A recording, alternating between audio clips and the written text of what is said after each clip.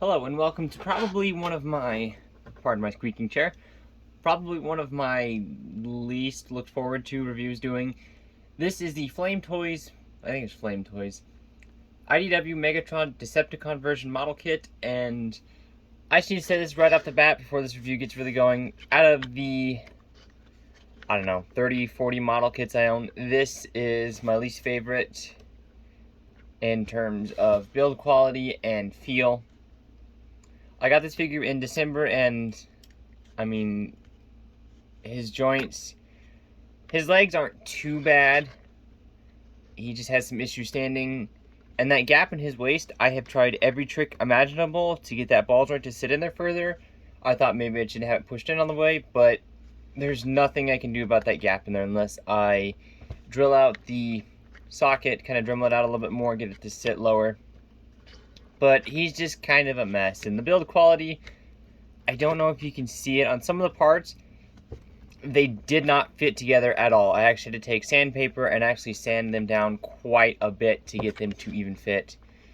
And you can kind of see how finicky he is, because I mean, he's barely tapping his gun. You can see how loose that joint is. You can actually see it doesn't even want to hold up the weight of the gun. You can kind of see it starts to sag.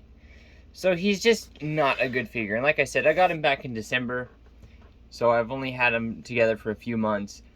Someone in the comments is gonna hate me for this, but this was kind of my first and last Flame. I think it's Flame Toys. If I have that company wrong, please correct me down in the comments. But this was my first and kind of last from them, because it kind of left a bad taste in my mouth.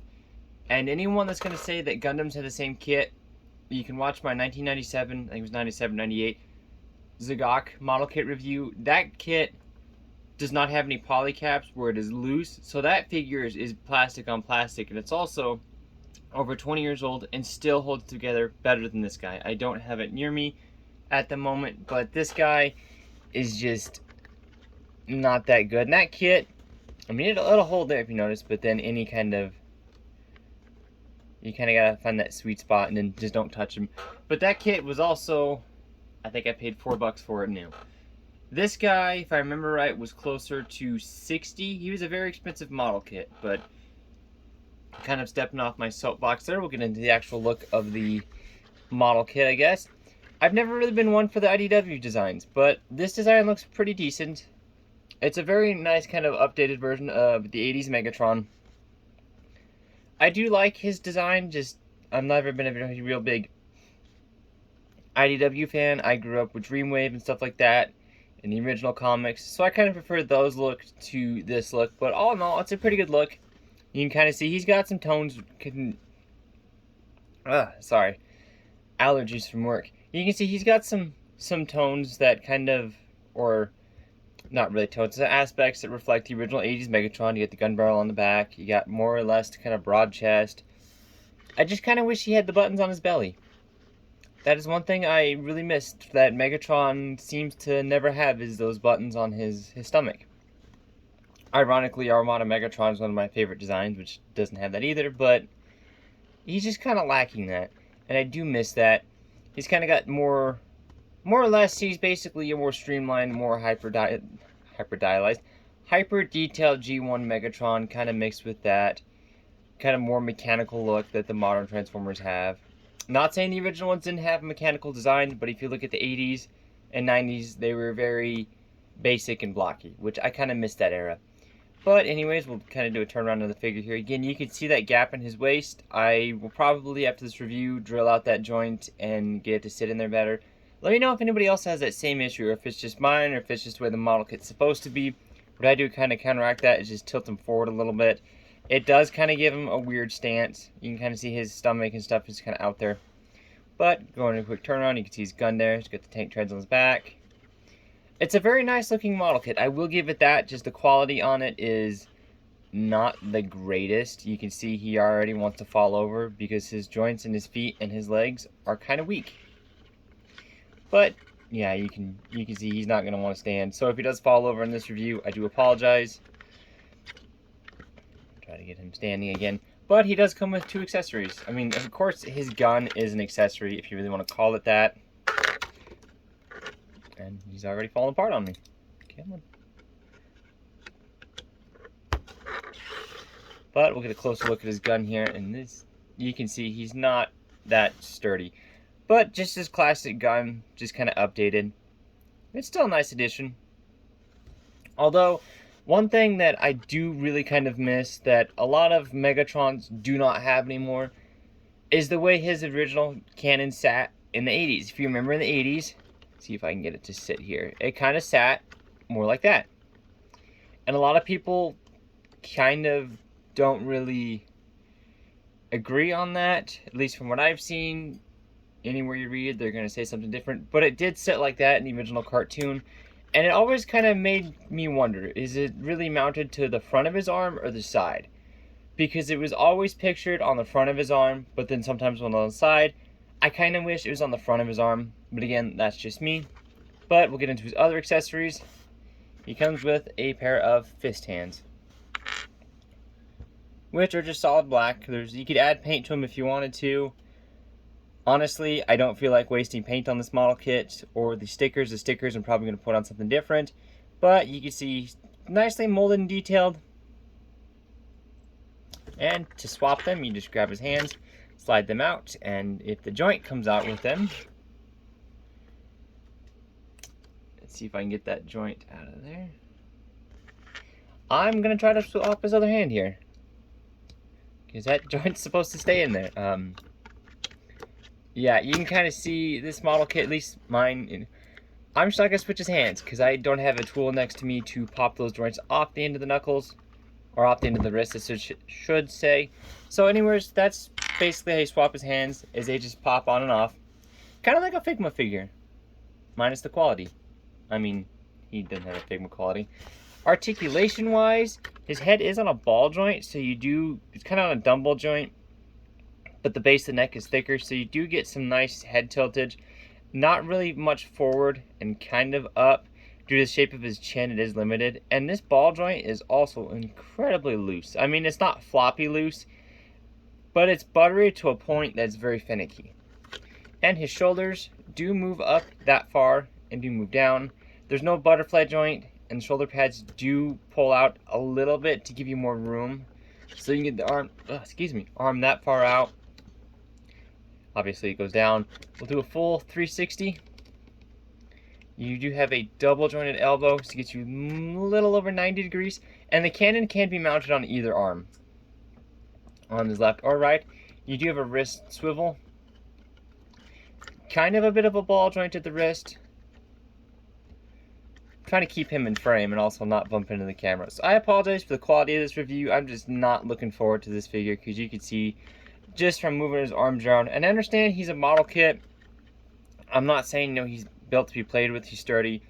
But when you compare him to something Bandai would make, although Bandai does have some finicky kits, I'm not saying they're perfect, but from the experience from the gunpla that I have, they're actually really, really sturdy, and he's just not, and he was twice as much as them. So I'm just kind of holding on to that standard of, I paid more for him, I should have better quality, but frankly, I paid more for him, and I got less quality. But you do have a bicep swivel that will do a 360, and the other arm is the same, apart from the cannon is not gonna allow you to go out as far. Chest is on an upper chest is on a ball joint, so you do get some nice tiltage there if it stays together. And with that bottom ball joint, you get a nice crunch, a nice back arc. The cannon another way so we can see. So he does have a lot of nice articulation. You get some nice tiltage, mostly because of that gap there. Again, I don't know if that's supposed to be like that, but from what I've seen, it's not, and I'm going to try to fix that after this video. And his torso just does not want to hold together. These side skirt pieces are on joints here, so they do swivel to get out of the way. And you can only move the legs that far forward because this front piece is solid. So you only got that far forward and that far back. And that's it. Even if you move these out of the way enough, you really don't get a whole lot of leg movement. Motion. Legs can go up that far before they kind of connect with the armor piece. The knees are one thing I do like on this figure. Is this piece here is actually not really a floating piece, but it tucks in. So you do get a double jointed knee that gets you 90 degrees. You do have a thigh swivel at the top, and ankles are on a ball joint, so you get lots of nice movement. You can go down that far, can go up that far, can tilt full 360. And that's pretty much it for his articulation. Now again, this figure, or model kit, I'm going to call him a figure. I know it's a model kit. He does have a lot of issues. It could just be mine. He's probably not going to stand very well. He could just be mine, but it's just disheartening when you pay that much for a model kit. And I know that the prices on things have gone up somewhat. Some of the Gundam kits that originally paid 32 bucks for are now 25 to 30. So they're a little bit cheaper, but this guy, for me, this was kind of my one and done for this company.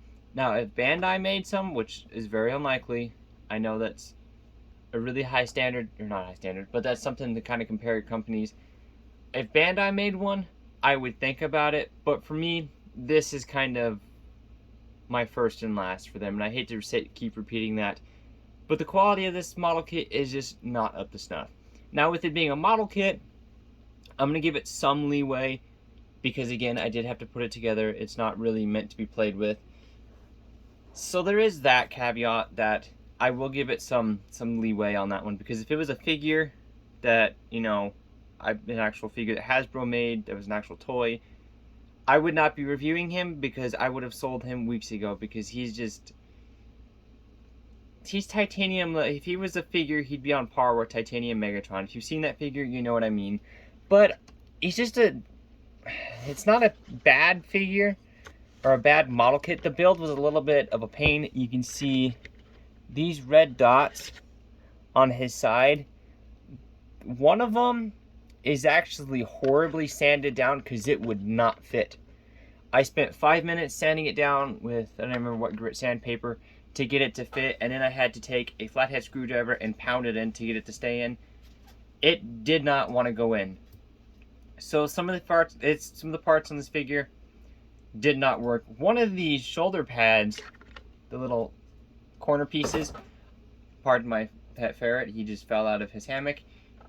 One of them had to be sanded down to the point that there's nothing left of that socket, because it would not. It was just too thick and it wouldn't squish down. So I had to sand the ever-living life out of it. And that's not where you want to be with an expensive model. It's not an expensive model kit. Model kits get more expensive. But for me, this was kind of a high-priced item, and it was kind of disheartening to have to do that. So there's that, and that's why I didn't really do any paint to him. That's why I don't want to do any work to him. Because, for one, to fix him wouldn't be too bad. But if I'm going to spend that much time on it, I will get an actual Gundam kit for about 20 bucks and actually heavily modify it and do something fun with it. This kit, he's just going to go back on my shelf in the background, and that's where he's going to stay. But that's pretty much it for this review. I do apologize for this one being more of a negative tone, and I am forgetting to do size comparison. For a decent size comparison, here he is with Dragon Star's Goku Black. So you can see he's a decent sized kit, just the quality issues and the joints on the wrists. I have actually never switched his hands, but that's going to be an issue. I'll have to try to pry those off. But let me know down in the comments if any of you have this kit and if you have the same issues, and let me know if there's a way to actually get that waist to sit down lower without having to sand anything down or Dremel anything out. Let me know what your favorite Megatron design is, and I will hopefully catch you guys next time. My next review, I promise to be a little bit more positive. This review is just, I don't like this kit. And I will catch you folks next time.